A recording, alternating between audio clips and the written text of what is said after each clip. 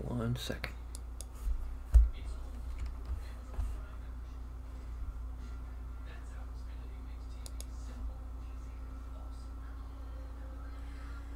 And we got it going on, and I got, let's bring this up here, and I have the chat going.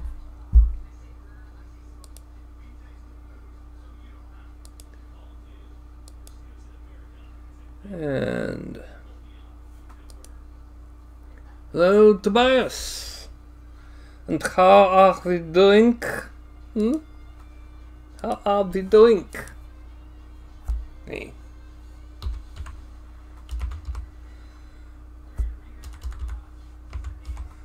I am now waiting on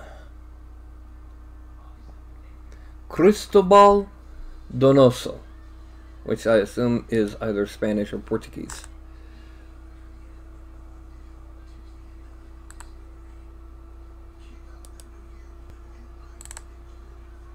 Oh, Poland. He's in Poland. Okay. I do not know what name Cristobal is under. Yeah, it's almost 3 a.m. here. There, it's 8 p.m. here in Memphis, Tennessee. Let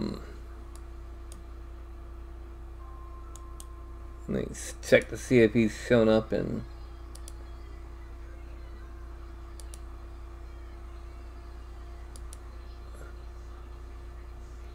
Okay.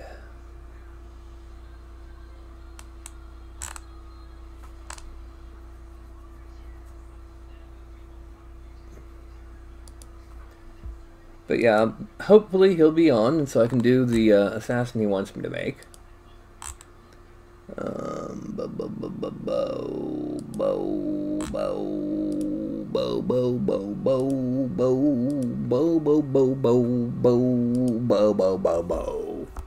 Okay, I'm gonna sound asleep, little furball. Oh, I see it. You're twitching. Yeah. Interesting. Well, I don't have morning streams per se. My first stream of the Sunday is 1 p.m. It's in the afternoon for me. It'd be morning still for California. Assuming that, you consider noon to be the start of afternoon, because 1 nanosecond after noon is afternoon. But yeah, hopefully, we'll have him in here and I can get to sculpting the assassin he wanted. It's a lot easier when they're actually here because I can, ask about pose and things like that. What kind of weapon does he want? That sort of thing. Because, it's kind of difficult when I can't say, okay, what do you want?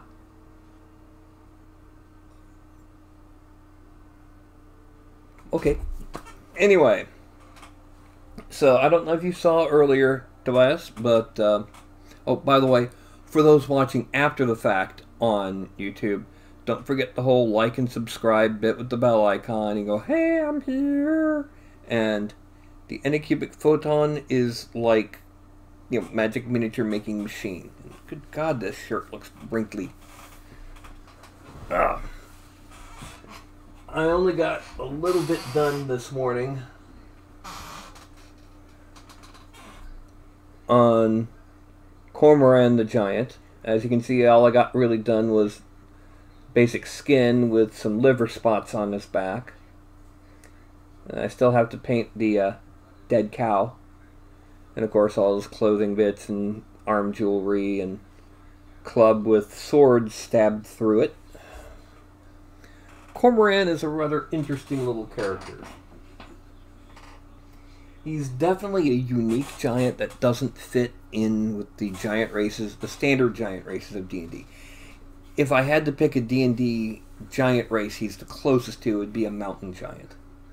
And I mean 1st and 2nd edition mountain giant, not anything that came after that got weird. Now, 1st edition rather, 2nd got weird. You know, he's where a hill giant is like 16 feet. Mountain giants were 18 feet, and they were thinner and more lanky and just as stupid, a little bit more powerful. But Cormoran, he's rich. He got lots of money. He got all these little packets of money hidden away in caves and these and holes in the ground, and these holes are covered by little shacks. And he like picks up the shack, reaches into his money, counts his money, puts him back in. So yeah. Let me go ahead and let people know the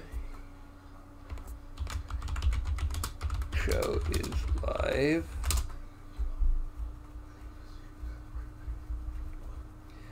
Okay. Now, still waiting to hear back. I got a notification.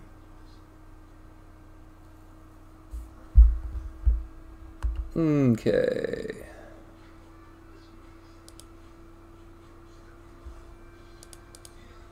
Aha, we have someone else. Someone else just jumped in. Hello! I am waiting for today's patron. Hey Mark, how's it going? Yeah. I got... oh, this is an interesting little bit. How about this? One of the terrain pieces from that comes with the Basaquan.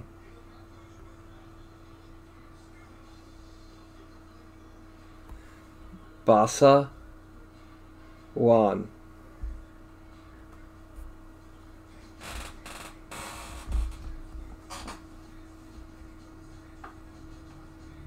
Yeah.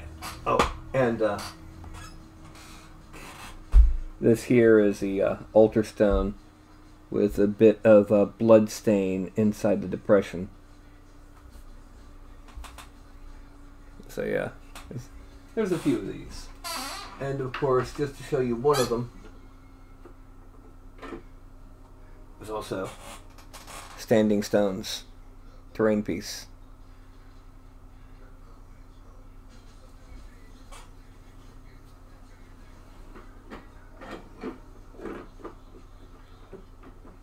Oh, come on, don't do that. There we go. Now, I still have to paint the Saracen assistants to Farragut, the table and benches from a Viking style mead hall, and you can see it's got the knot work on the face, and the benches have it knot work on the side, as well as wood grain. And I still have to print and paint all my casualties, as it is only Mr. Cratered. Yeah, Cratered. And again, like I said, I have to finish Cormoran.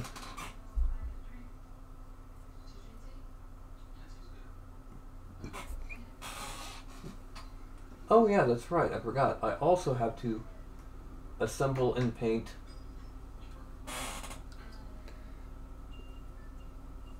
the wall, the ruined pub wall. I'm waiting until I can get some gap filler because there's a nasty gap right there. And a little bit of a gap right here. I might end up doing the super glue baking soda trick. But for right now, that's that. So I'm this close to getting everything prepared and finished and ready to go ahead and start my Kickstarter. I've even got, you can kind of see right there.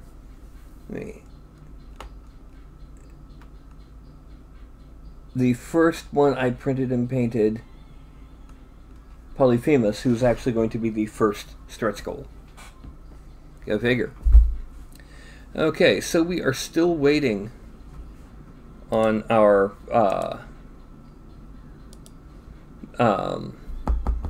on Cristobal, who is tonight's patron.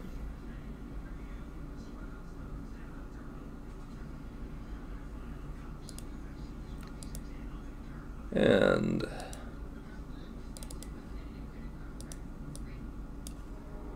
while I'm bouncing around like this, okay.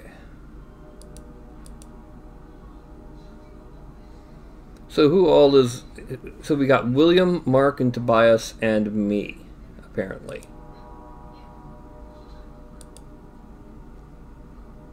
We're still waiting on Cristobal.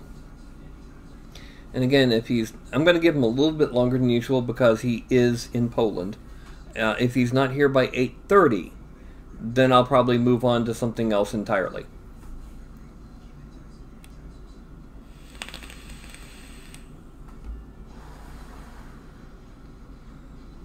Well, the current plan, just to let you know, for the order of releases and that,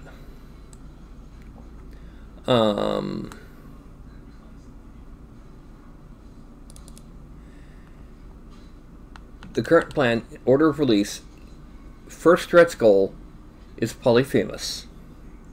The second stretch goal is Shootin' Doji.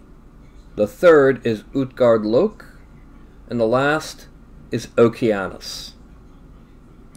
And if you're unfamiliar, Utgard Lok is what can only be called a frost giant illusionist king. And Okeanos, he's a titan. I mean, just to give you a clue,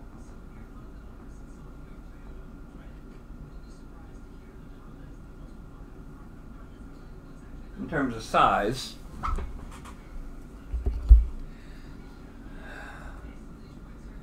this is Beowulf. He comes out to about 7.5 feet tall. He's a big guy. This is a Basahuan. And as you can see, they're friendly. You know, hi. They're about 10 to 12 feet tall.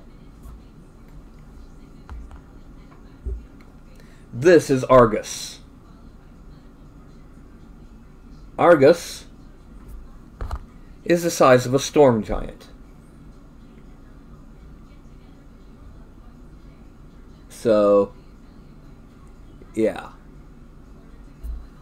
Okeanos is a little bit taller and about half again wider than Argus.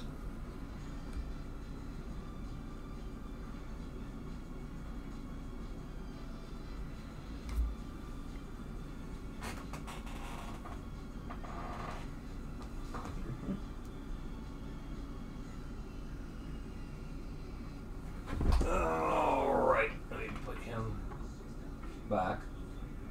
Oh, and for those of you who did see it, one of the versions of Argus back there is a generic storm giant by giving him a Greek-style helmet and a spear instead of his crook. Now, as with these, all of the stretch goal giants will also have extras. Okay?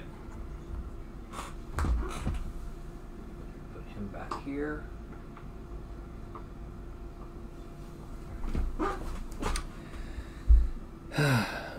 To be exact,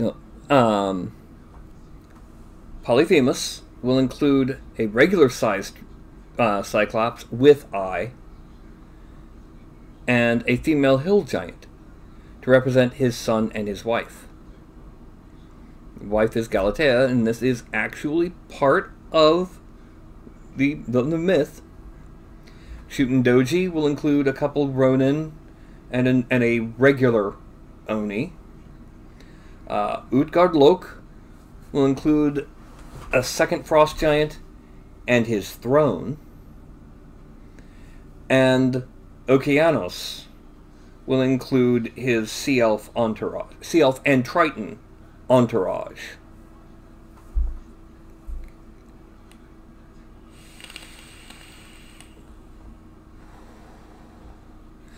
Well, what I'm going to do is, if he doesn't show up tonight, I'm going to go ahead and probably do, not sure what. I'll probably whip something strange up. And, I don't know. We can always, poke the audience. Ideas. I'm kind of glad that I've got a relatively small audience, because nobody screen caps those weird faces that I make and memes them.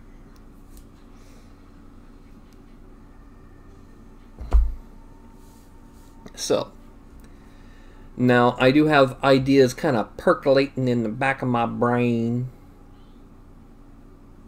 for further stretch goals if it goes past what I think it might probably get. I mean, I'm setting the default at the bare minimum I would consider it worth my time to have made. I hate to put it like that, but it kind of is. And then stretch goals beyond that, and I honestly expect it to not make it to the third stretch goal.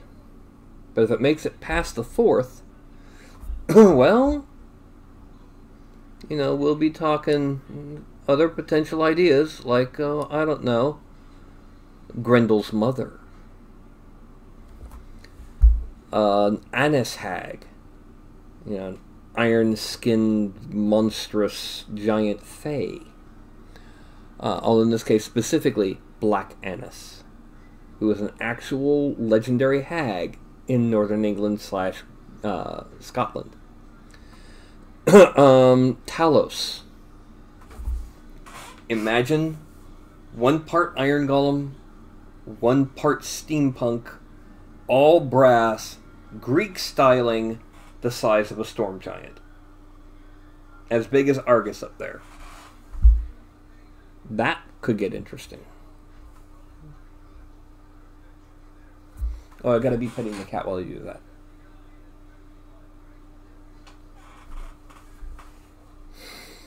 And then, after that's done, I have other ideas. For example, let's take an orc. Just an orc. Let's divide them up into torso, head, left arm, right arm, and legs, lower body. That's 1, 2, 3, 4, 5. 5 different body parts. Right arm with multiple different weapons. Left arm, hand poses with or without shield. Other weapons like bow and spear. And let's say we have about 8. 8 different parts for each.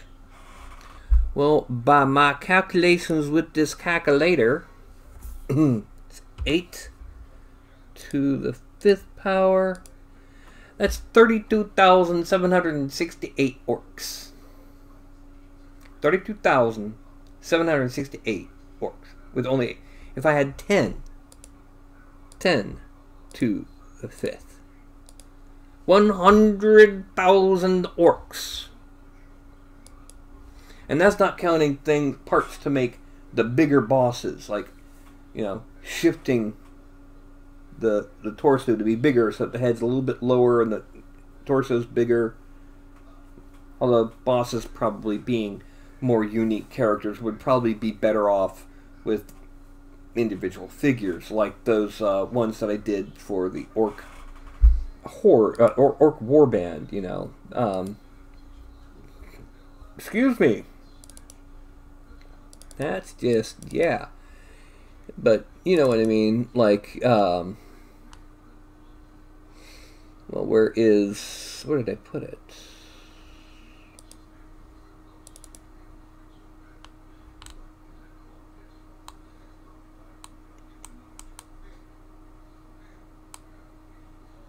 Yeah, like this guy.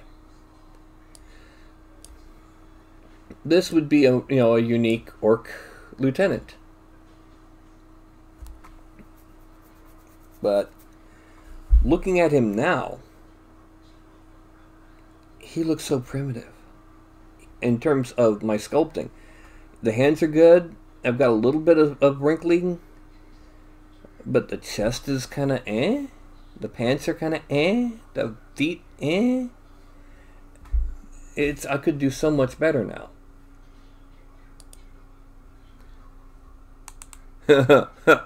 Pirate orc. Well, see, you got to understand. I could make a much better pirate orc. Do I see an ear twitch? Oh, somebody doesn't like me pirate voice. Oh, what do you think, huh? Hey, beep beep. Beep beep. Beep beep beep. Yeah, you baby. My baby girl. Okay. So I'm sitting here thinking, just something like that set up where you can basically make your own entire army of orcs, and in fact, the fact that the arms would be, at the very least pivoting, if not possibly a little bit of XY, not a lot, but a little bit, and the torso and the head can be posed, and infinite variety.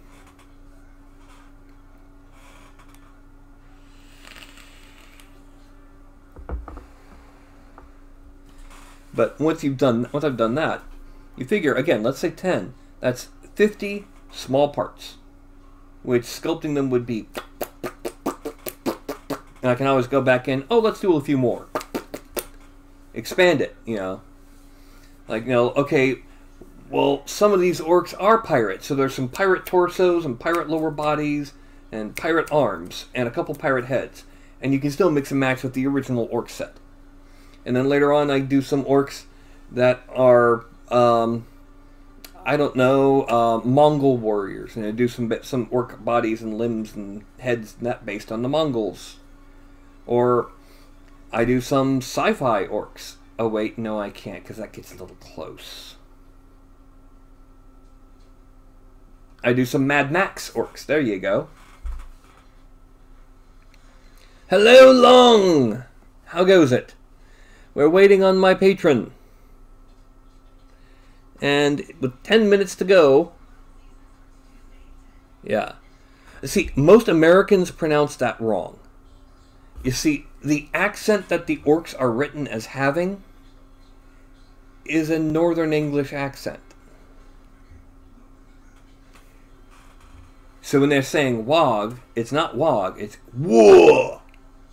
Like, whoa! Huh! Good God, yo! We go to war! Whoa! It's not wog, it's war. With a Northern English accent. Games Workshop is located in somewhat Northern England, central to Northern England, Nottingham. Anyway. Most Americans think it's wog. It's war.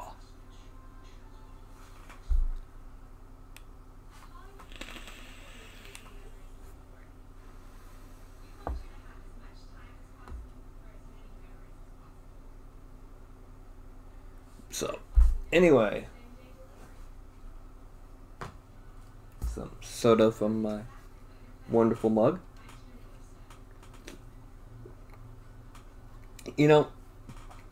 This is actually the second one of these I've had. The first one was printed on my old crappy G-Tech, and I'd printed it with 2 different colors of filament and spray painted it silver, and the silver rapidly started coming off. Except when I get the CR10, I made this one, and I don't even care that it's dark blue.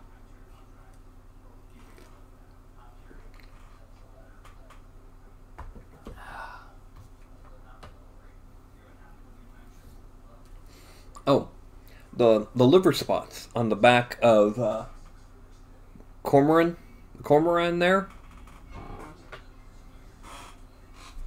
This is a bunch of sponge that I tore off of a sheet of pillow foam. Yes, I got this just to tear pieces off. I folded it slightly in half, dabbed it in ink, and then just kind of very lightly tapped it on the back of the figure. So,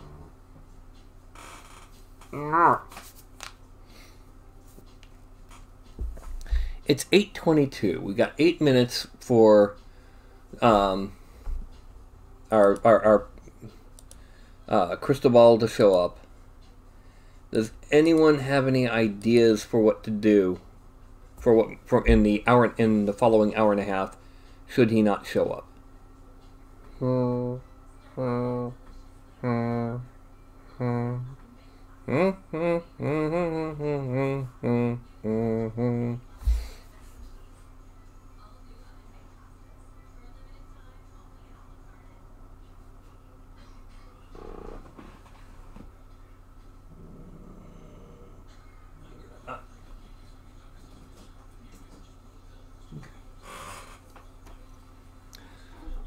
A loxodon? Oh God, that's not an hour and a half.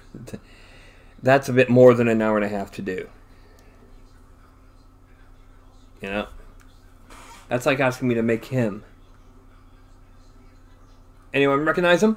Huh? I'm sure you do. He's the best of the Seekers. And he dances.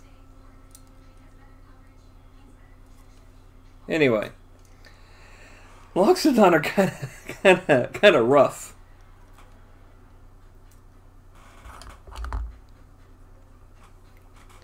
Okay.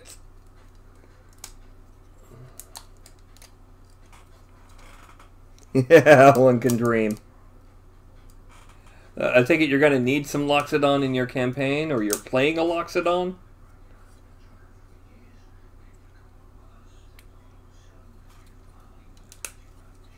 Okay. Now, first things first, we pull the out, rotate it around, and pop it in. Close that. Fold the hands in.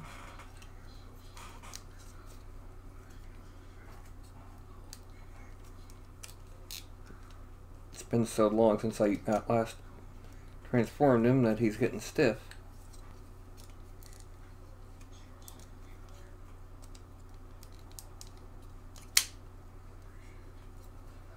Okay, and then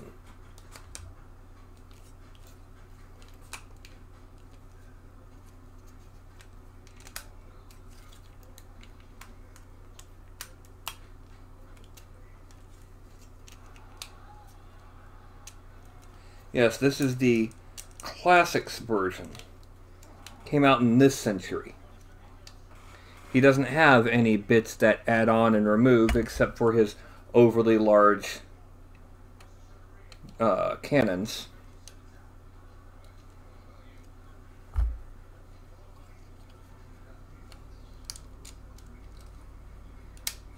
But yeah.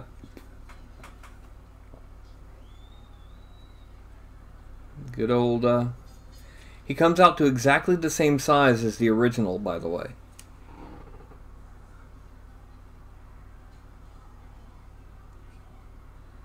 Impossible to find minis. That's going to be kind of tricky because, you know, there's a lot of things out there you can do that are just weird. Hey, Buzzbot. Buzzbot. Yes. Aw, kitty kisses. Yeah, sweetie.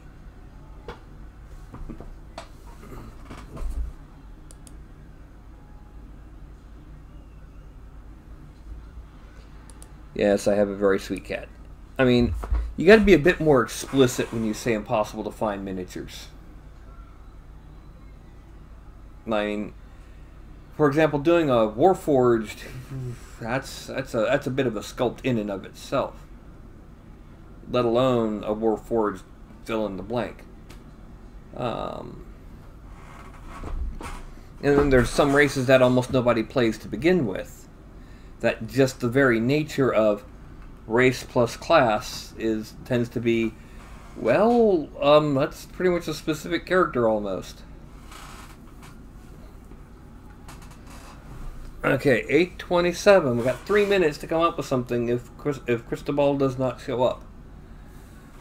Okay.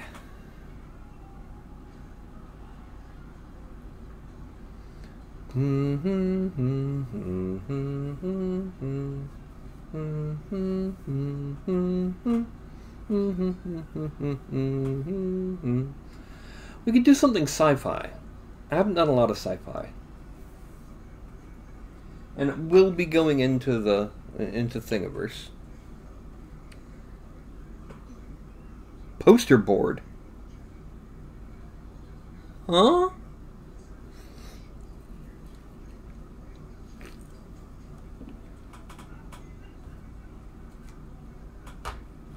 What about poster board?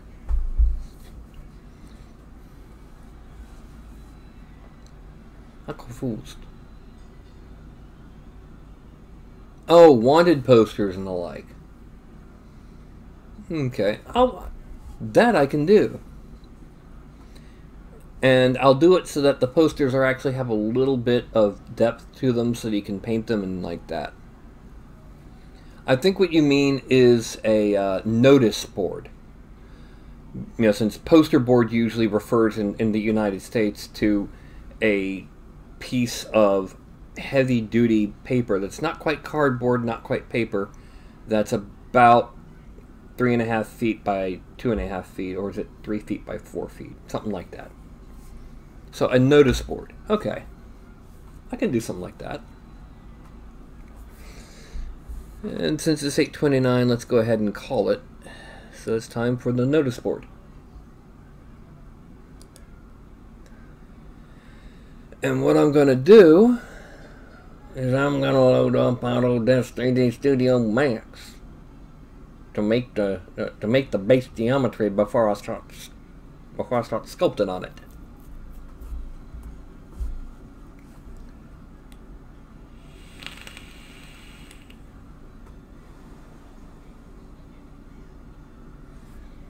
Now here's the thing, making the notice board, I can make the kind that's, you know, you got a single post and you got something hanging on it. Or it can have like 2 posts with a piece between.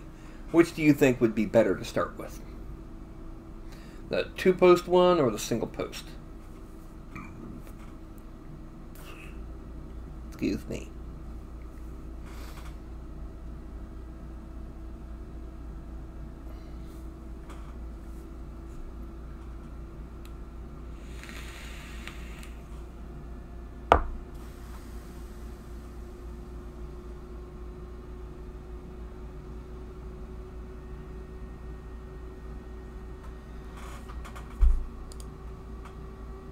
Okay. Alright, so what we're going to do is we're going to go ahead and... Oh, better use this hand because that hand's been having problems with the snap. Hasn't been the same ever since the snap. Okay. So what I'm going to do is I'm going to import the basic human-shaped figure just for the sake of having a proportion.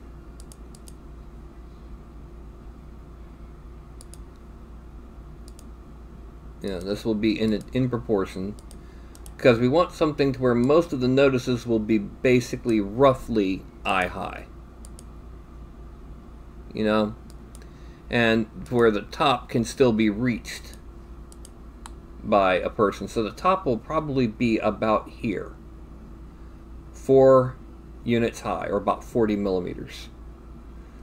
Yeah, each one of these units is about 10 millimeters. So you can see he's about 32 millimeters to eye high. And so the top of the notice board will be about 40 millimeters. The bottom will be waist high. at about 17, 16. And we're going to start it by, we're going to make the actual board itself. And it's going to be big enough that a few people can stand beside it. So, we're going to start with the box. What a box! What's in the box? What's in the box? And we're going to bring it down over this way. And let's make it a little thicker. Okay. There. And now we can hide the frozen objects. Now, edible poly. And it looks pretty simple. So what we're going to do now is we're going to take the edge and we're going to extrude local normal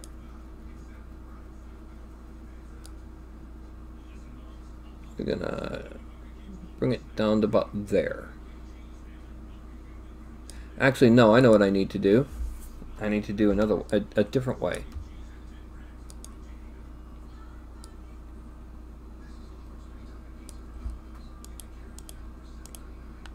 Okay. And then I come this way. What this does, number one, it gives me this. I have tops and sides to extrude from when it comes time to make the post. Now I select the whole thing and grow. Actually, no. I'm going to select the whole thing this way and mix it like that. Then I'm going to select, then I'm going to deselect in here.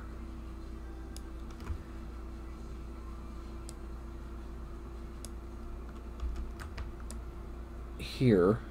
And make it wide enough to be mostly square there. Then I'm going to select here and make it so that it's roughly the same.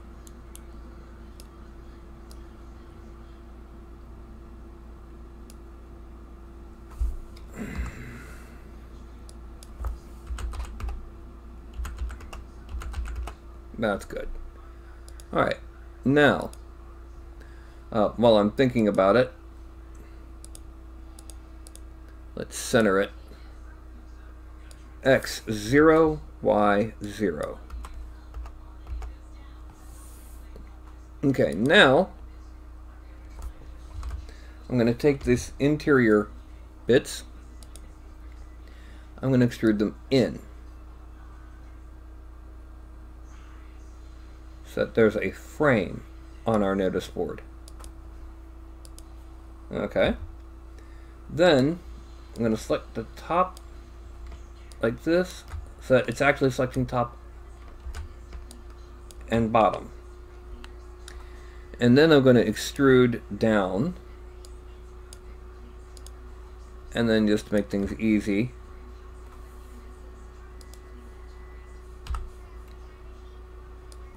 zero. Now we're going to add on like a base onto this. But yeah, here's the basic geo of the notice board. And you see the size of it. It's big enough for quite a few notices to be placed. Now,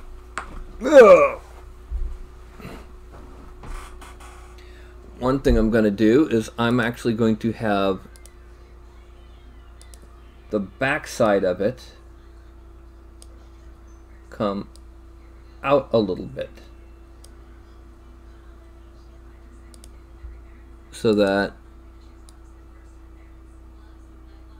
it's pretty obvious where the front is. Alright, now the next thing I'm going to do is I'm going to select every single edge and I'm going to chamfer them 0.001. Okay, that sharpened all the edges. Now I'm going to select these guys, connect, 2 segments, 98. Select here, do the same. Select here, do the same. Oh, and select here, and 2 of 91. Now when I mesh smooth it, 1, 2, it's got edges that now catch the, it's got some curve to the edge just a little bit, but it still is enough to be nice and sharp. Okay, collapse all. Actually, I think I'm going to go ahead and select these vertexes here, grab and drag out a little bit that way, just to make it a little bit thicker. Now, I'm going to box, and I'm going to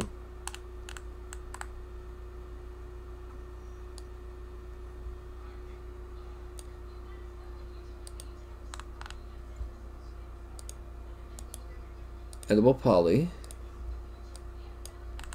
This is going to be a brace for the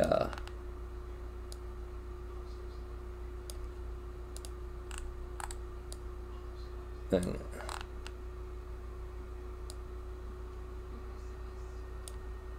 Okay, and then drag it back to here.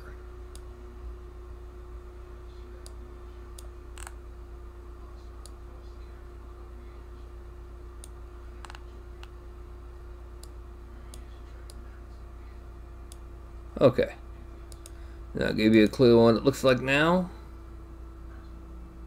Yeah. Okay, now let's select all those edges, chamfer them at 0.001, and then we're going to select these edges and we're going to connect them at 90 to 90% close to the edge. Okay, and then mesh smooth, do, collapse all. Then just to make sure that it'll blend well in ZBrush, I'm going to kind of cross it in just a little bit. Now take that and attach that. Whoops.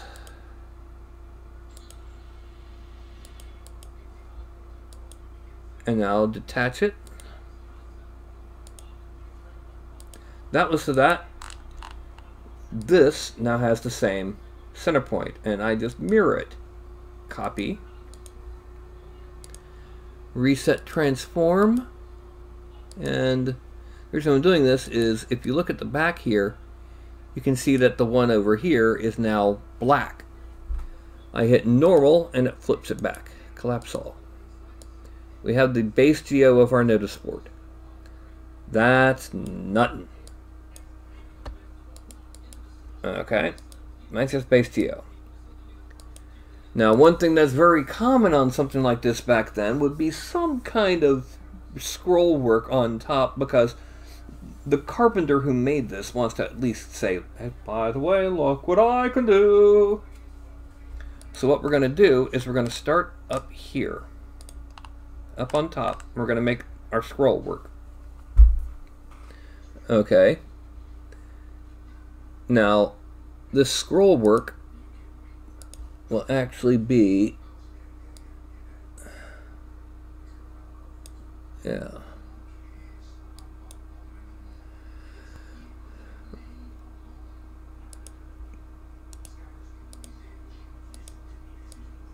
We're gonna bring it over to here.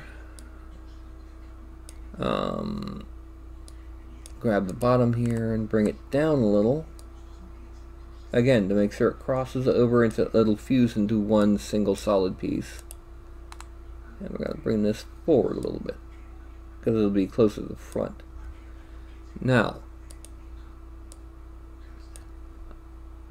we're going to go ahead and make two connections, but they're going to be narrow, and they're going to be closer to this side. The reason being is because we're going to take this one, sorry, this one, and bring it up.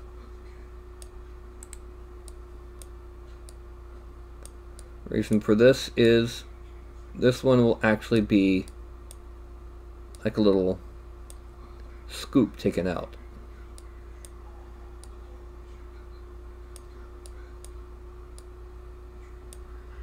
Now we're going to go here. We're going to deselect those, so we have that one. We're going to delete. Now we're going to mirror it. You can't see the other one here because for some reason it gave it a really bad color. Okay, now we're going to select these 8 vertexes, hit weld, and they become 4. And let's give it a better color. Okay, and then what we're going to do is select here, here, and hit loop. And then chamfer it. 0.001. Okay. Then you're in here, connect to 0.98. Okay, and then mesh smooth it once, twice. So that's going to become scroll work, and as you can see, it's a little bit too, yeah, that's good there. That's going to be the scroll work on top of our board. We can actually get away with making it wider now. Yeah. Collapse all. Now we need something kind of right here. Once again, just for decorative purposes. So what I'm going to do is I'm going to spline. I'm going to line corner to corner. And what we're going to do is we're going to start off 1, 2, 3, 4, 5, 6.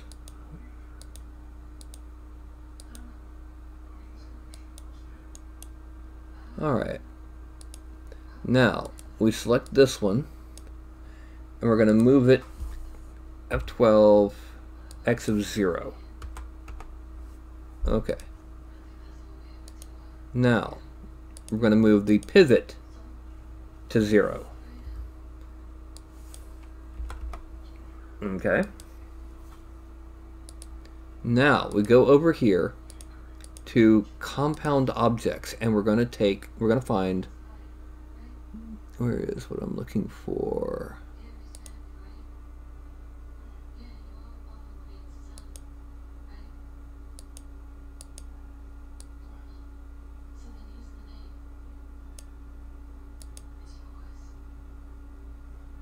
Well, let's see if we have a lathe. There it is. Lathe. Okay.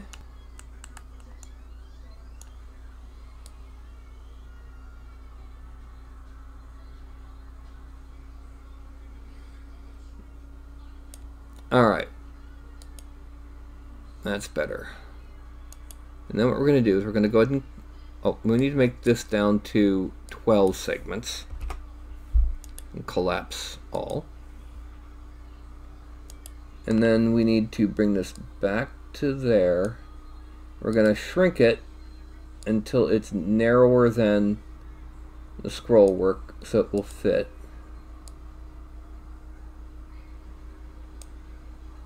Okay.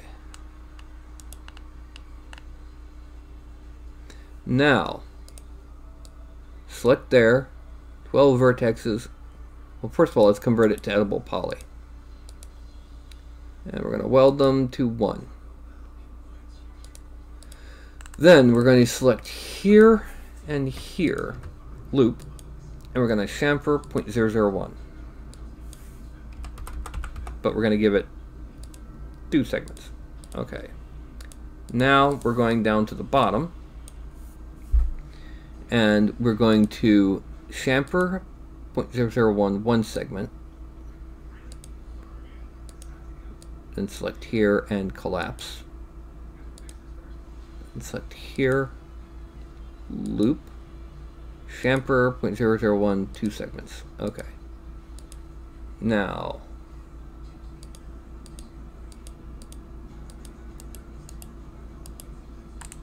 need to slide it forward and up just a little until it's there. Okay, now smooth 1, just to make sure. Okay, collapse all, mesh smooth.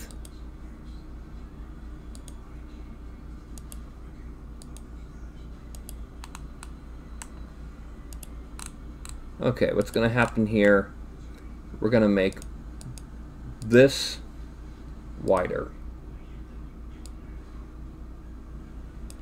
and pull it back a little.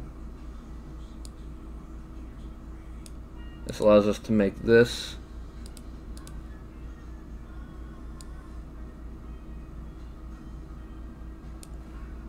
and then scale it up, make it a little bit bigger, easier to see.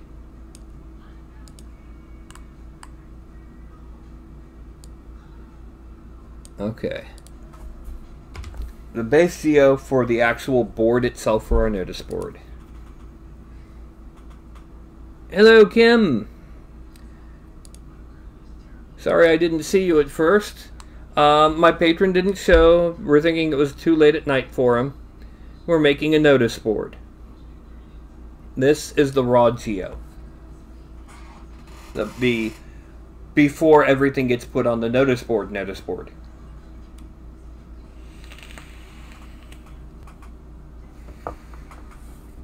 Now what we're going to do here, I'm going to select here, and we're going to grow it and zoom in.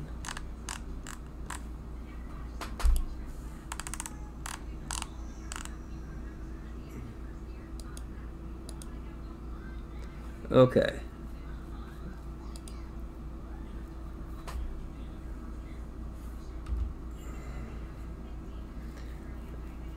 And what we're going to do, I'm going to deselect the back. So that this part and this part alone is separate. And we're going to detach it. I'll be showing you why. And then we're going to attach the top scroll work and the little knob. Z. Okay.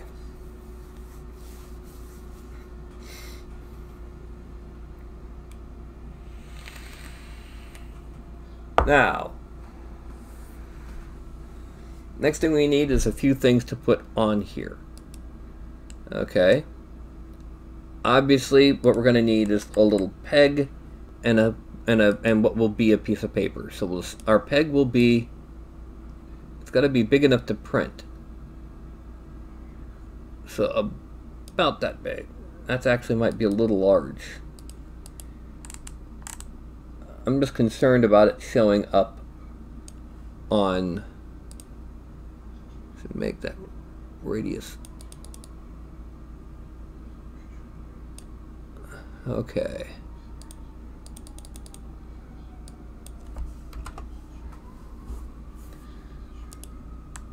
Yeah, that'll do.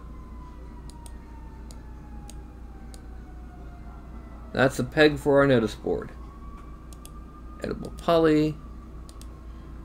We're then going to select these edges, loop, chamfer, 0.0012, and then one level of mesh smooth. Collapse all. Then we're going to make a box.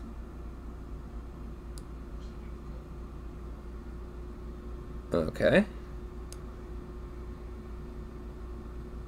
that box is going to be the paper. Now, let's see. This is at negative 12.751. This is at negative 12.61751. There. Kind of centered. And we need to make it a little bit thicker, so we need to make it a height of 0.8. Edible poly. I'm going to select all the edges. Chamfer 0.001. Then connect to 98. Select. Connect. And then mesh smooth twice. Okay. Now what we're going to do is we're going to attach the peg. We're going to hide this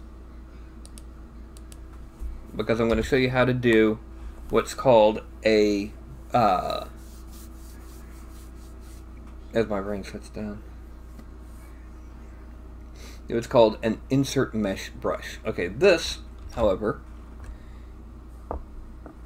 we're gonna go ahead and call this one. Wrong button. This one board frame, and this one board face. So it's two different materials and two different meshes. So we're going to take that file, export selected, and we're going to put this into meshes, these broadcast miniatures. We're going to create a new directory called terrain. Wavefront obj. Notice board face. Accept. Done. Then we're going to unhide all and hide selected. This we're going to move to 0, 0, 0. File, export selected, notices, export. Done. Okay, now that's that.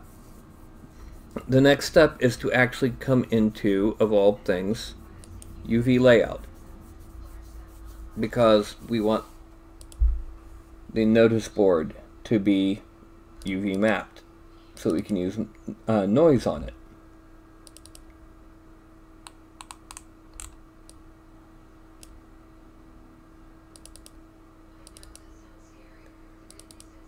We don't need to worry about the notices, just the notice board. Okay, so let's move this out of the way, and this will get dropped. Now we're going to be basically putting this into a wood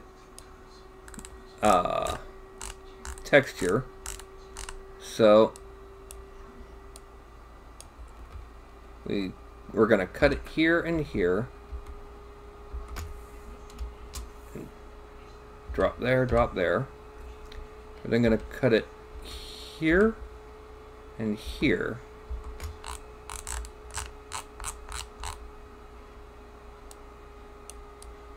Oh, that's not where we wanted it to go from there. We wanted it to go from here.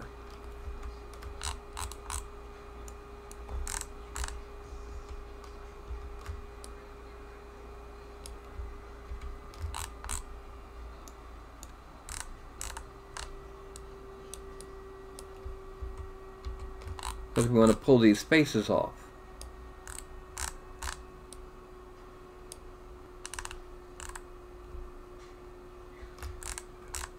Yeah, here we go.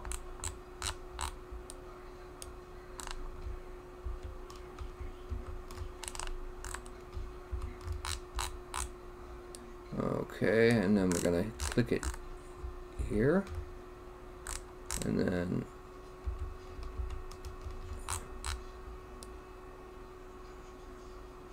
that side came out well, and here I'm gonna leave this place cut. We need to click it there and there. Now drop, drop. Then we need to, just for the sake of making a little bit less mess. Whoop, too far.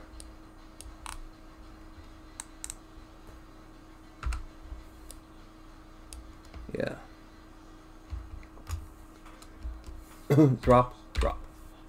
We're doing a full UV mapping for this so we can do a wood grain texture. Okay. So the next thing is we're going to cut off here.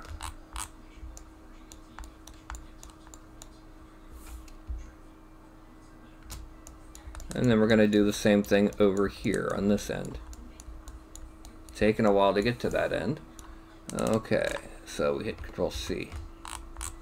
And we hit Enter. Yay! Then we hit D to drop that. Okay. Now we need to open this up. So what we're going to do it is we're going to click there.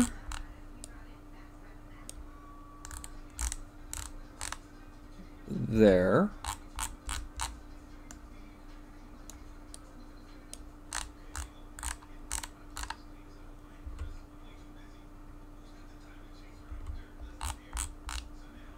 Okay.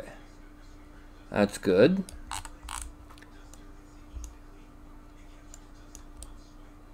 And then here.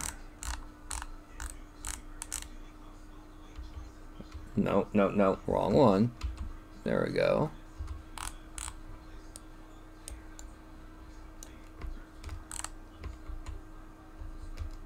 Okay, and then finally we need someplace down here.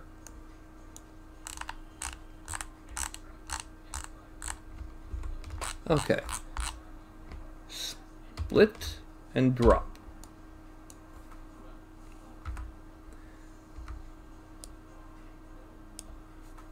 Now what we're doing here is we're cutting, if this was a box, how would it unfold? So we're trying to make sure that it unfolds as flat as possible so we can have this wood grain look as natural as possible when it comes time.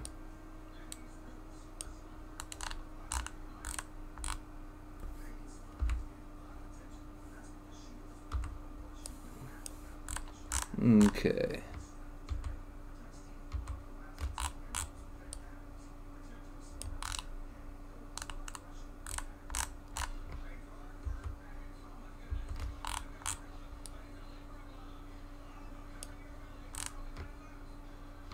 Okay, and we need it on this side, this back side. Split and drop. Home. What we have left is these guys. Now, these guys, we're going to be a little bit sloppier with them just to make it a little bit easier.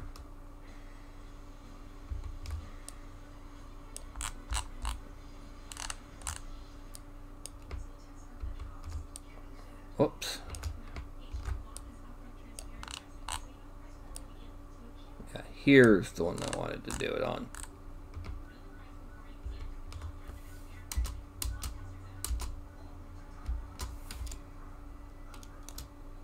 Drop, drop, drop, drop, drop. Home. split, oh, split, split, split, split. Enter, enter, enter. Drop, drop, drop, drop. Oh look, there we go. Now what we do, we go to UV view. And as you can see, it's kind of messed up. The first thing we're going to do is we're going to hit F to flatten all of them. Optimize, run for 10 minutes. It won't run anywhere near that. And let's see, let's watch it as it flattens. It wants to be teal. Blue is too big, red is too small.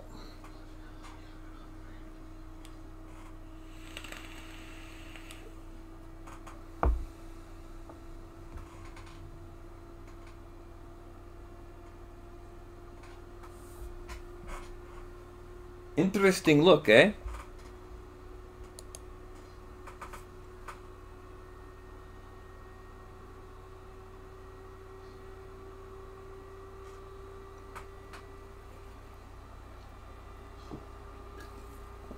Okay, it's done all but 4, and what is the matter, baby girl? What are you doing? Oh, okay. You want pettins before you get food. Alright, it's still not going, so I'm going to do... Alright, that failed, so we Shift D to drop it back. These two failed. Shift D, Shift D. Now where was the other one that failed? Oh yeah. These both failed. So we have this to mess with. Okay, we're going to move these out of the way. This, we're going to cut here.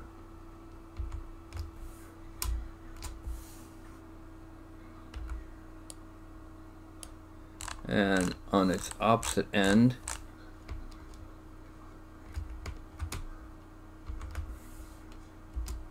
there. So we're going to drop these back. Drop, drop, drop. This one, what I'm going to do is I'm going to go ahead, as we can see, the problem was right here. More specifically, here. So I'm going to go ahead and just continue this cut.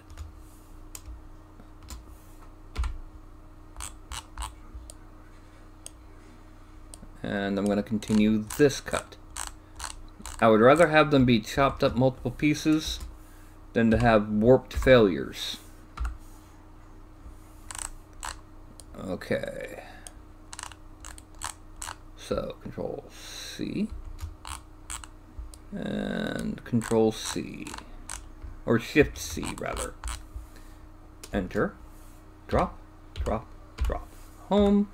And the problem here is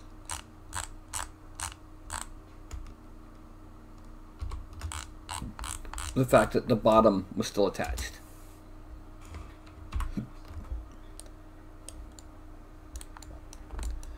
Now let's go in here and get, whoop.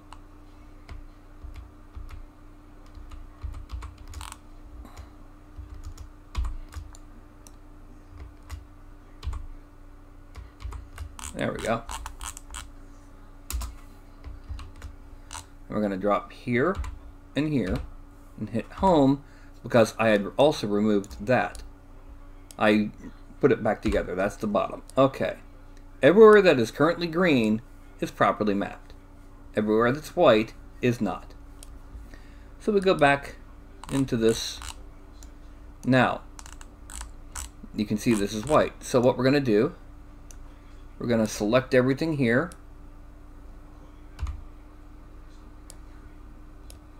And then run. It's going to take a few moments.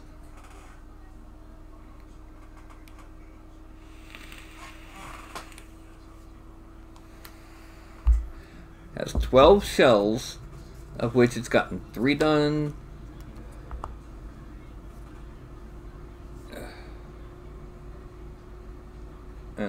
Topping off my vape. Yes, I vape. Yes, I know that some people find it to be snooty and, you know, hipster, and well, fuck the hipsters. Okay. Looks like it finished, but did it finish successfully, or did it just say, that's as far as I can go? Looks like it finished mostly successfully. Yeah, okay. So now what we're going to do, well, let's flatten that just a little bit more. Okay, now what we're going to do is we're going to make sure everything is oriented the way we want it to be.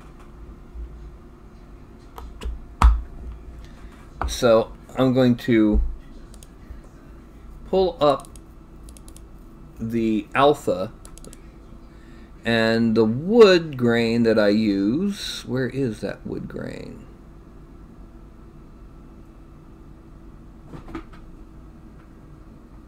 Where is, oh, I know where it is.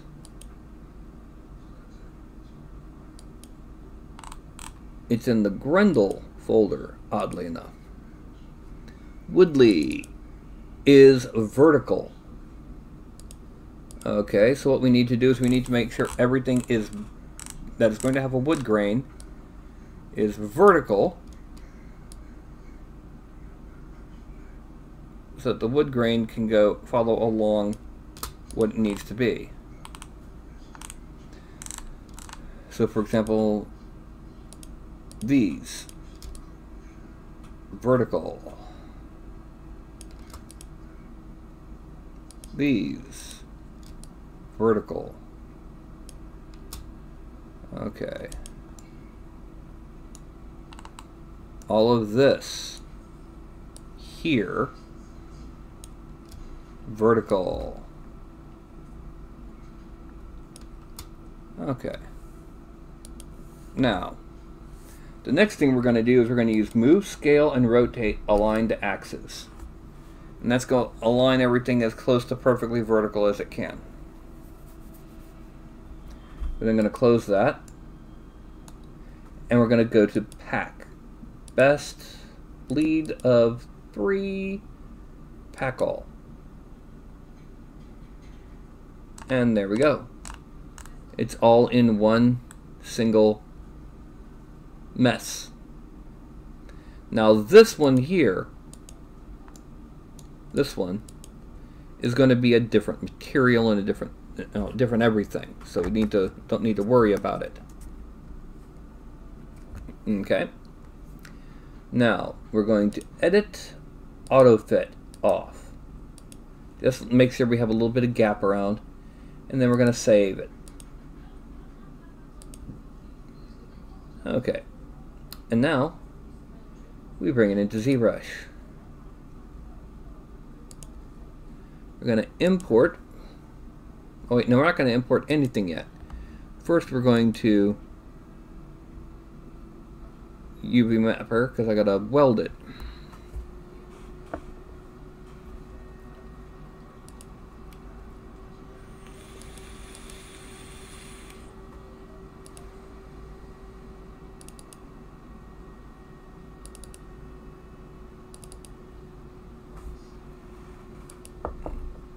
Tools, vertices, weld. Okay. Save.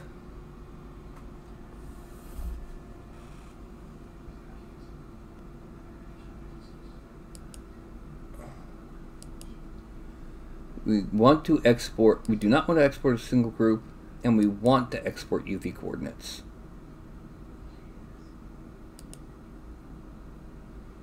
Okay. And we save it back. Yes, we want to save on top. Alright, now we go back to ZBrush and poke my head into chat. Hello, Scott. How are you doing? Oh, document. New document. Oh. Import. Under Broadcast Miniatures, Terrain, Notice Board Base. Edit. And now we're going to geometry. We're going to subdivide until this is around 3 million. Yay! Now, the next thing that we're going to do is we're going down to surface. Adding a noise, UV, and turning on the alpha. And we are going to select Woodley. We're going to turn the basic noise down. And we're going to, the strength is going to be at maximum, just for the sake of, and we're going to change the scale to 0.5. Okay. Then we're going to use mask by noise.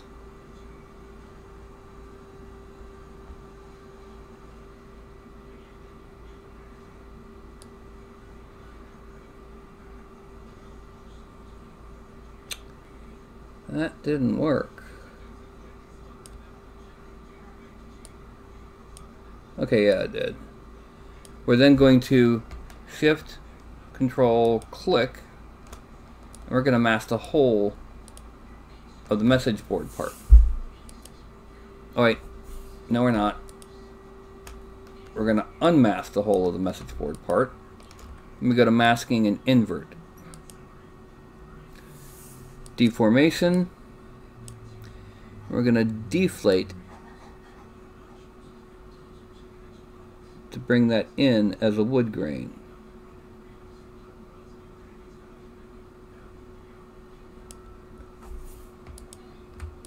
And thus we have our wood grain.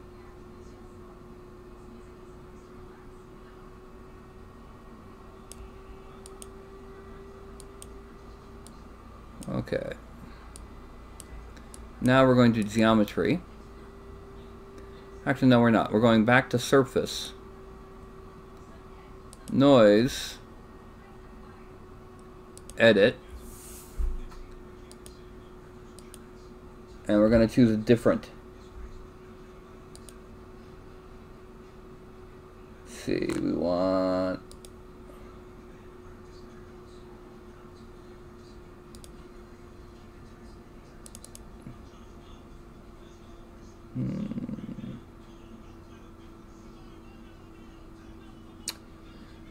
We're going to have to make our own. So, I'm going to have to open Photoshop. I have an old version of Photoshop. Oh.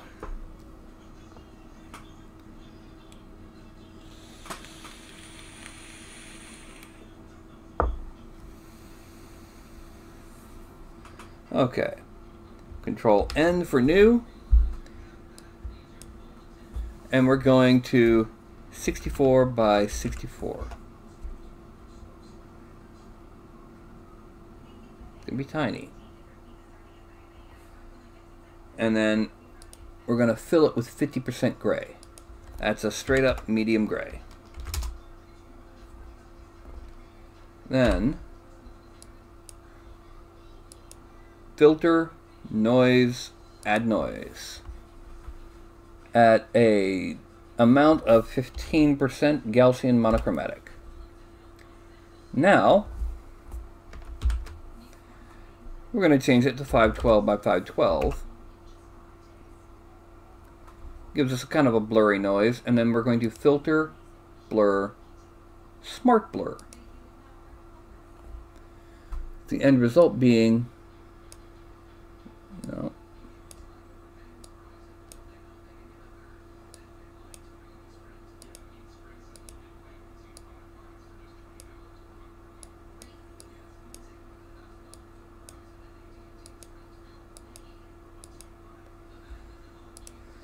Hopefully, yeah. No, that's still...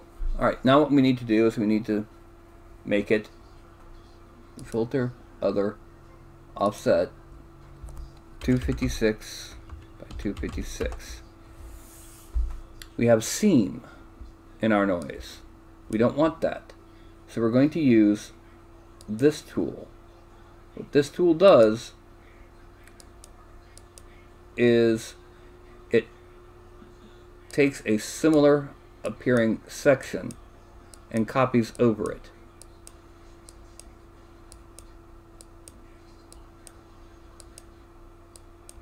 This way we get rid of our little seam. Now we don't want to do a large chunk at once because it goes haywire. It doesn't like that.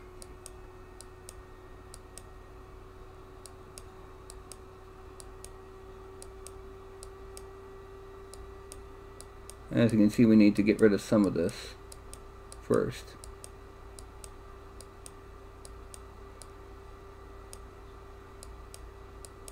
Okay, now we're going to filter other offset 128 by 128 because there was a small section that didn't get done because of where it was. It's too close to the edge. Okay, we have ourselves our corkboard. Control Shift L and then Control Shift Save. We're going to save this under alphas for corkboard. Okay. So going back to ZBrush, going to click Noise, Edit. Turn off alpha, turn it back on. Alpha's corkboard. Let's basic noise to 0. Alpha scale, we're going to shrink it down until we have a decent looking roughness for corkboard. Okay. Mask by noise. I'm going to zoom out, select our corkboard, and click it again. And this time we're going to remove the entirety of the mask from here. Then we're going to masking and inverse.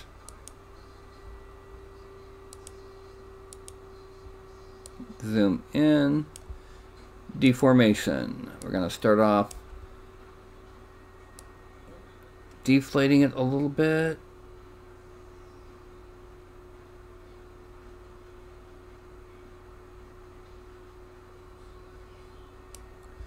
And then we're going to mask inverse. We're going to inflate it by, whoop.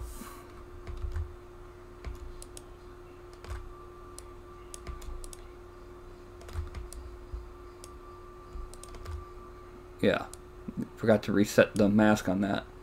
Now we're going to inflate.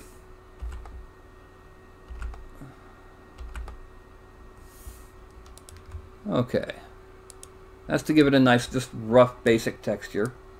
Now we're going to geometry, delete lower, Dynamesh 768. Let's see if it works.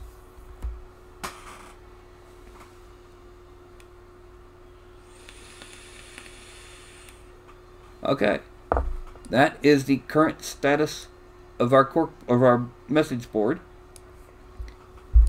and we're going to save it as a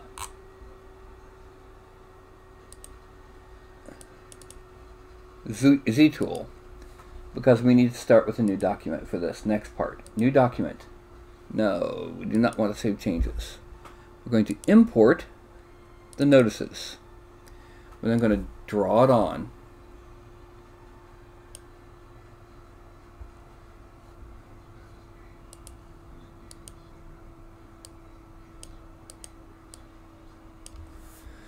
And then, actually what we need to do now is we need to position Y position of 0, Z position of 0. Just to make sure that it's zeroed out. Flattened. Draw that size down just a bit just so we can deal with it. Now we're going to go for the move tool. but we're also going to subdivide it.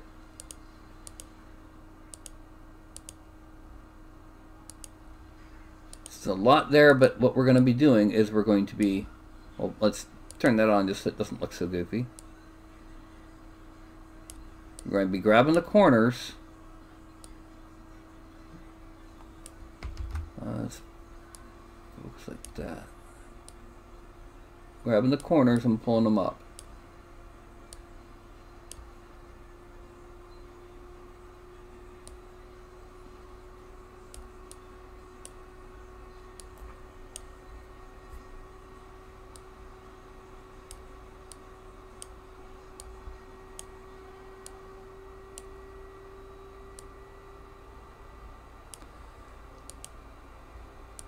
Then,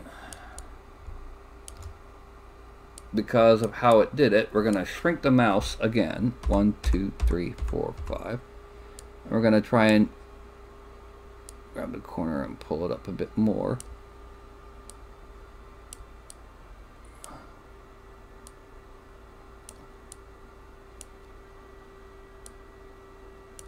And then we're going to smooth out that section.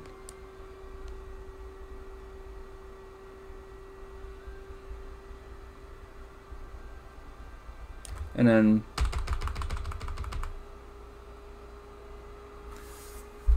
after it's done that, we're going to Dynamesh it at, yeah, let's leave it at 768, Dynamesh. Okay, we're going to shrink the mouse and smooth that until we get kind of like that. Okay. Now we're going to frame it, and we're going to create insert mesh down here. My head might be covering it, I don't know. We want to create a new brush. Then we go to save as, and we're going to put this into the C program files, Pixel Logic, ZBrush 418, Z Startup, Brush Presets. Alright, that's not it then. Z Data, Brush Presets. Yeah, here we go. We're going to call this one IMM Notices. And then document, new document. No, we don't want to save changes. And we're going to, no, not import, we're going to load tool, 3D printing home, meshes, free sculpt, broadcast miniatures, terrain, notice board.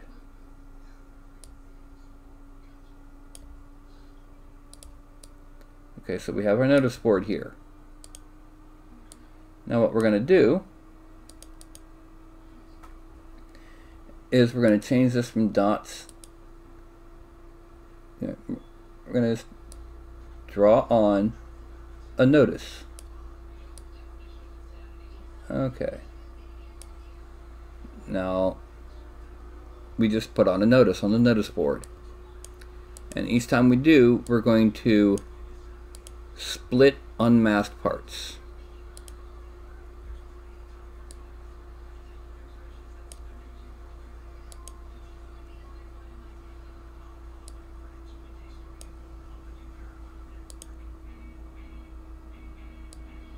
And as you can see, we can put it at any angle we want, and by making it slightly bigger, it'll overlap.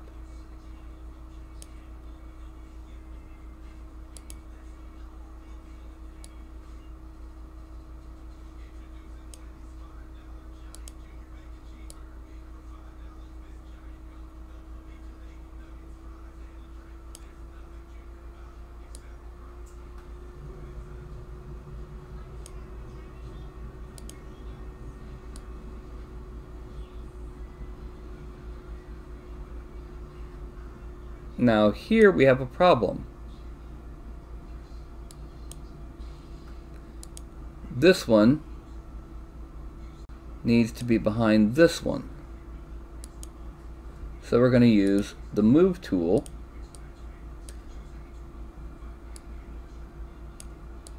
and we're going to move the whole entirety of it a little bit ahead of this one.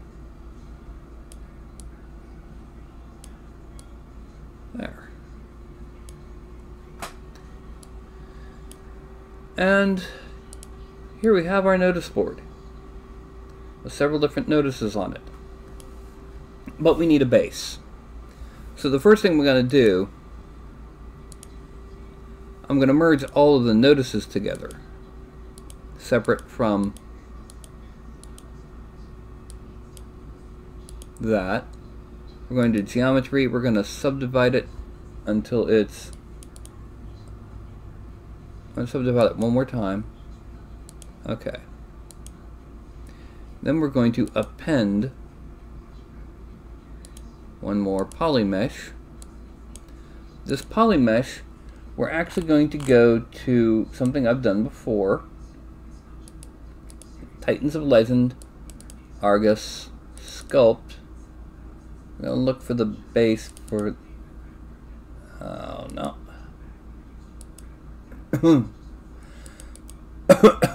No, that's not it. Import Buffalo base. There we go.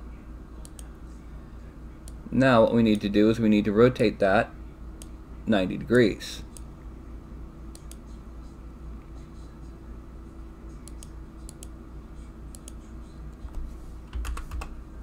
And there we go.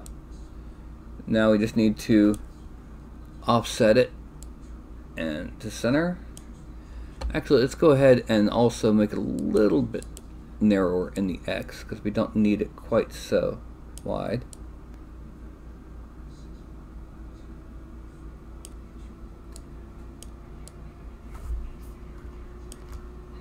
And then we're going to offset it in the Y.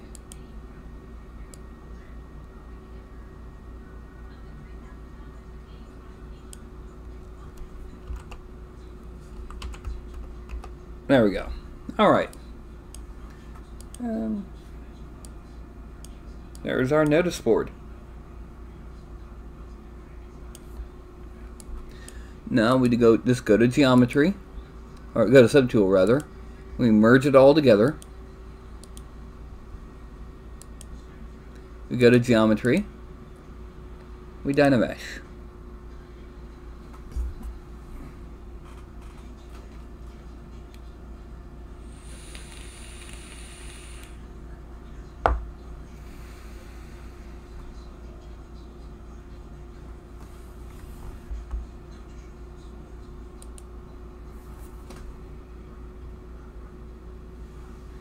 So y'all enjoying this notice board we've got?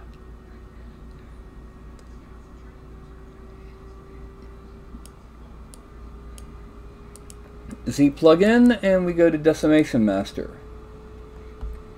And because we have all of this fine-grained wood detail on it, we really need to go ahead and let's make it 100K. Analyzing mesh.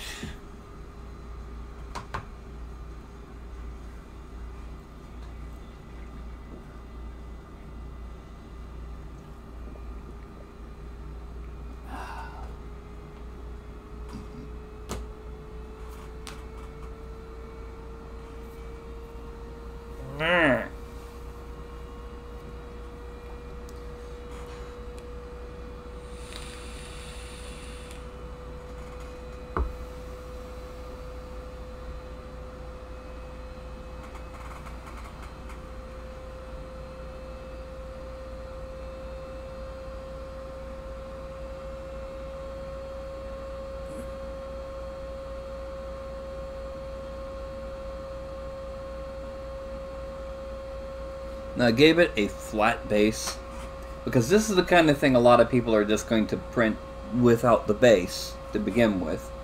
So they can put it on, you know, whatever kind of base they want. They could put it on, just freestanding on city streets.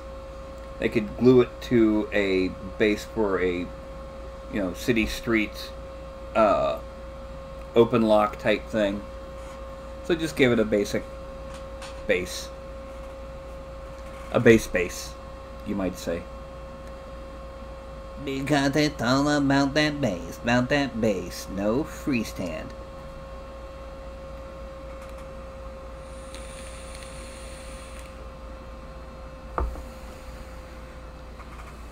And no, don't compute, please wait. There we go. 104,000 polygons, and we have our notice board. We zoom in, we can see that the corners have a bit of a... The corners on this notice board perfectly illustrates how decimation works. Okay? As you can see, in the center of the pages, there's just a few large polygons. But as we get to the corners, it gets denser, so that we can have them pull out like they do.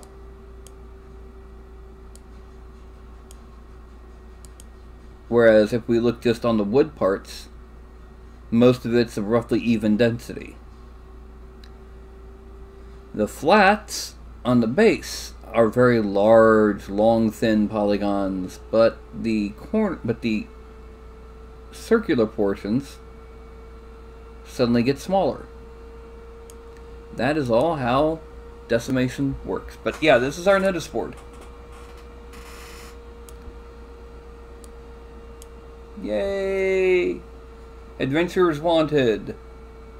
This one says, wanted, known bandit, and then put a picture of your favorite NPC on it, or favorite PC if you really want to. Okay, we're going to export this to Broadcast Miniatures Terrain, Notice Board Terrain. Okay. So we're going to kick back to here as we've got our notice board done. And yeah, that's that.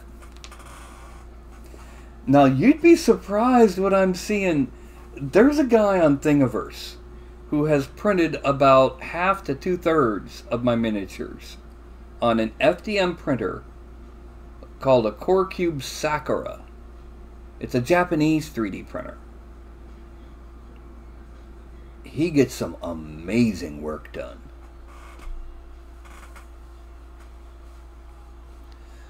So yeah, I'm probably going to end up changing the title of this video later to just notice board.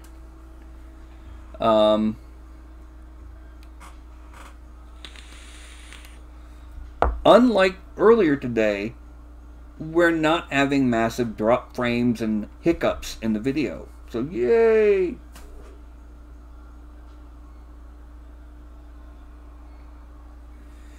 Now once this is done, I'm going to make certain that I get it cleaned up in Mesh Mixer and upload it up to Thingiverse.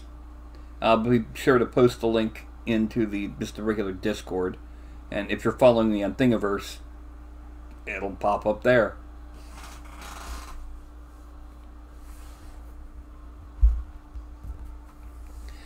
The orcs were explicitly done for FDM because at the time I made them, I didn't have the photon. I mean, like I said this morning, I'm printing out orcs as practice, printing and priming orcs as practice figures because not this coming Wednesday, but the Wednesday after, the Game Master for the Wednesday game is going to be out of town, and so we're going to be teaching them how to paint all their, the figures that I made for them. And this way they have an orc to practice on, so that they can try a technique on this guy before ruining their figure because they didn't understand what I was saying, or getting it right, but just in case, we've got this, and it's got cloth, skin. They can paint the quiver as metal if they want. They can practice all the different techniques on this. It's got places that are good for dry brushing, places that are good for a wash, all sorts of things like that. And yes, this is how I paint my figures. This way I've got something to hold on to.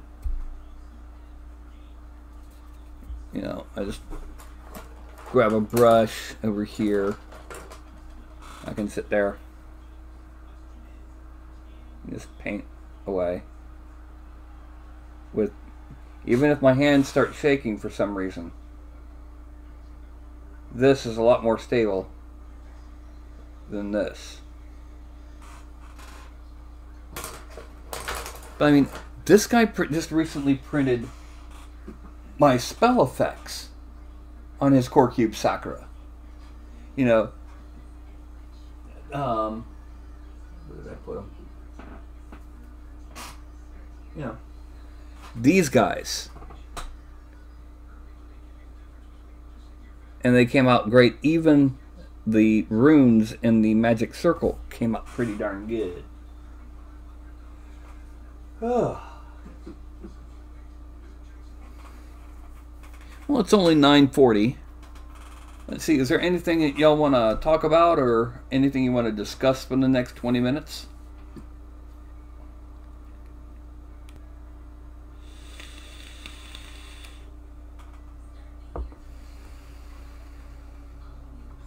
I know, I could show you the basics on how I make sure that my files are nice and clean and proper.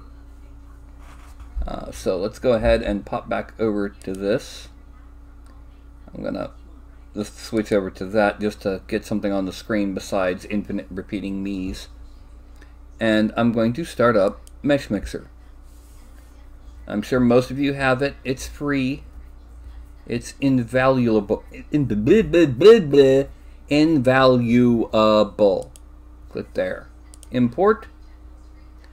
And we're going to broadcast miniatures, terrain, notice board terrain.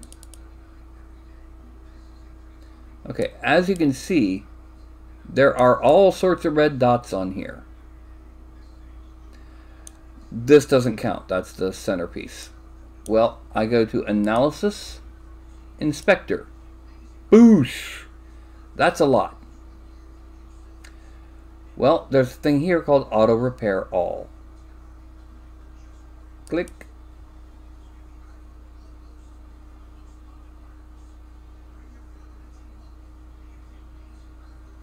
And it goes through, finds as many flaws as it can. And that didn't work at all. Okay.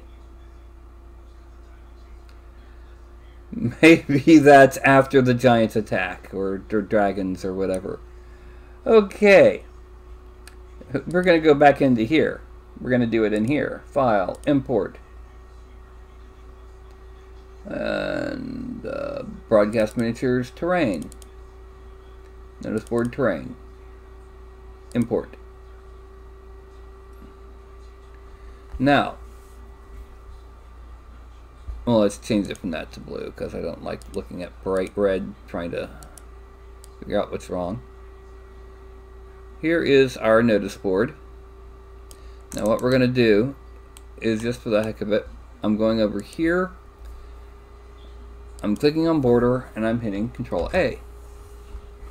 And as we can see, there's a lot of sections that are selected. So instead, I go to Cap Holes.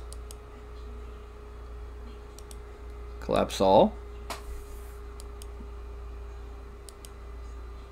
Okay, now I go back to here and hit Control A, and there's none. 0 edges selected. Okay. So File, Export Selected, Notice Board Terrain. Yes, I want to replace it. Don't export materials, texture coordinates, or normals. Export. Done. That's kind of simple, wasn't it? But that way, it's now all the holes are filled. It shouldn't have any problems with any of the slicers out there.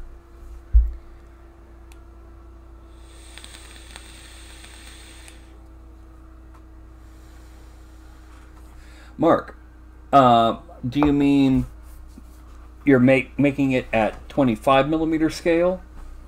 Or do you mean that normal human proportions looks tiny?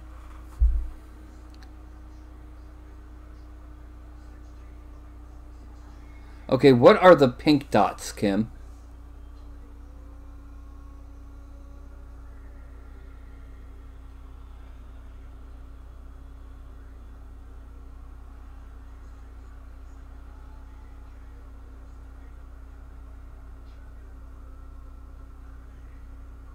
Either way, that was fast. Okay, 28mm and normal proportions will have tiny hands, tiny face, tiny feet, thin. It'll be really skinny compared to, to pull out my favorite proportions guy right now. Whoops. This guy. On a tabletop, he looks almost kind of ordinary. Because he's got average, for a 28mm figure, he's pretty much got average proportions. And from across the table, he looks like just a dude with a sword and a male shirt.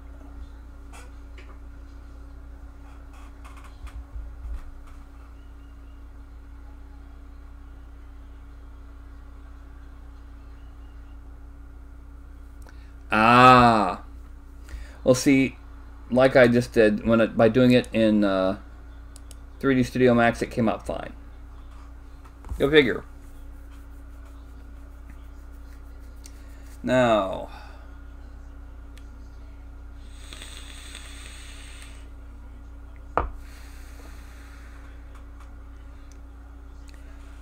by the time Tuesday night comes, I will probably have Cormoran finished. I will probably have the remaining, I'll probably have, at the very least, the table and benches primed. I'll probably end up painting those. Now, if you notice, for some reason, this ended up with a bit of a bow in it. Here. It printed like that. And yes, I wasted resin printing terrain pieces in resin. Oh well. I want this to look as good as possible.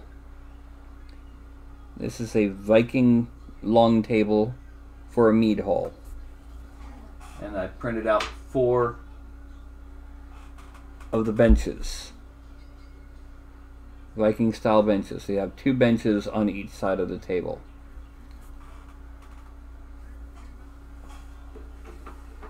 The thing about 3D Studio Max is it's made by the same company that makes Mesh Mixer. You'd think they'd have something like that in Mesh Mixer. Just pop, close all the holes. Cap them is what it did.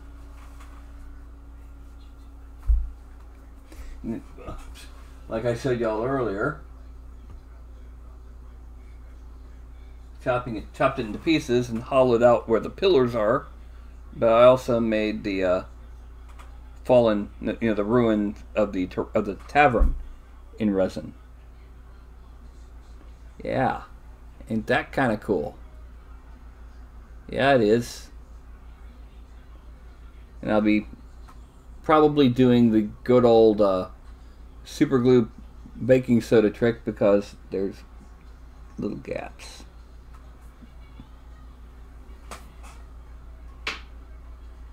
But anyway, it shouldn't be too much longer before I'm ready to really to just like, okay, got it all done. Kickstarter time.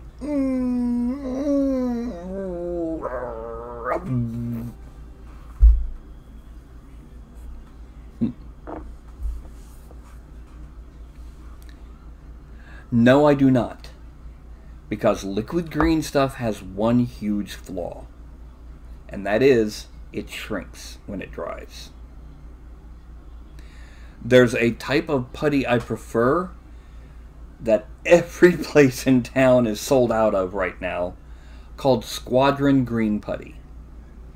It's made mostly for glue together plastic model kits, for you to fill in the gaps in those.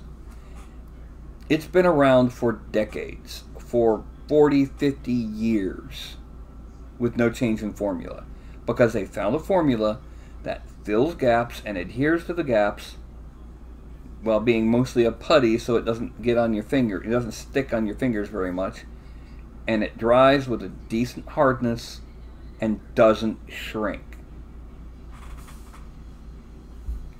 So this Squadron Green Putty is ideal for that.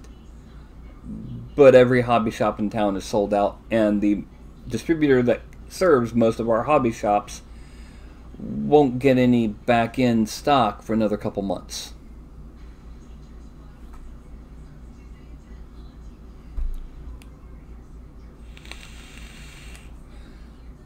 The best use for liquid green stuff,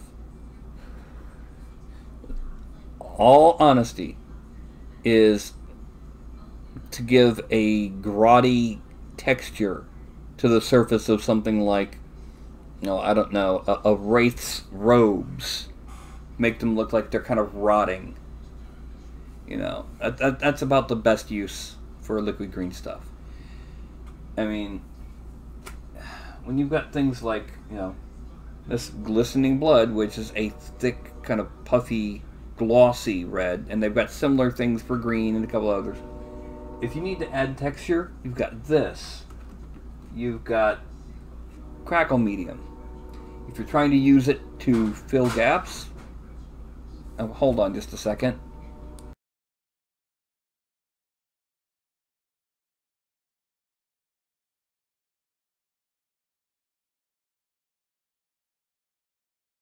Anyway, if you're trying to fill gaps, gap filling putty that's designed for it is much better. Yeah, it's crumbly. If you want green stuff, don't get it from Games Workshop. Get that. It's the same stuff, but you get 3 feet for about the same price you'd pay for 6 inches from Games Workshop.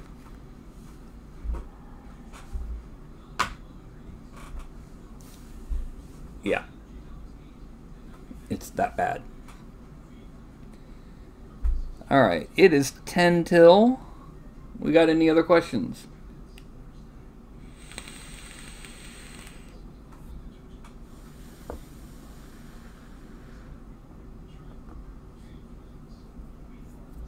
Yeah. Again.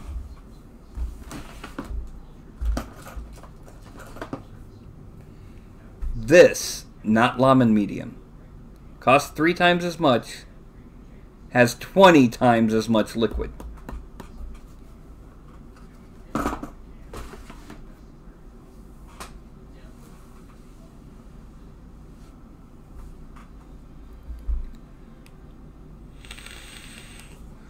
Right now, the only Games Workshop product I have,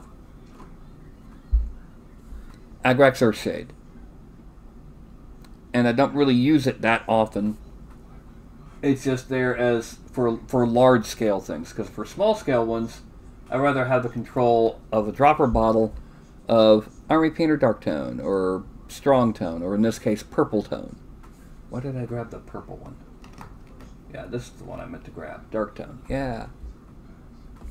Now, I might get Nuln Oil simply because it is more of a black, and even Dark Tone is very brown. So, the Nuln Oil would look a little bit better on metals, on silvery metals and grays and blues than the Dark Tone.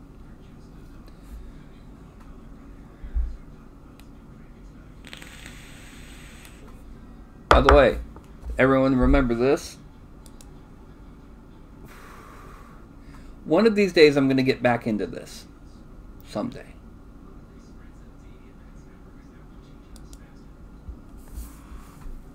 Well, it's 9:52. Brushes. The best are Winsor Newton for the pound for pound, dollar for dollar, dinar for dinar, whatever your currency of choice is. They're solid quality brushes that have, not that expensive, not cheap, but not that expensive compared to some out there.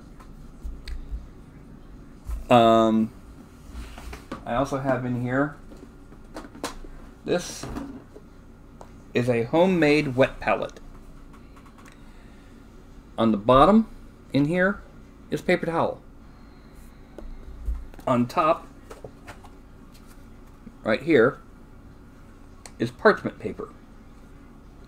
And as you might be able to see, it's been sitting in my drawer in there for quite a while.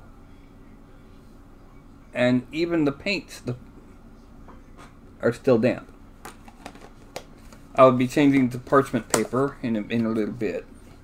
But that's, as long as you occasionally change out the paper towels. If you put a project on hold for a couple weeks, your paints will still be ready to paint with. Wet palette also makes it easier to thin your paints before using them. So a paint you're going to be using for dry brushing, you might instead want to use one of these.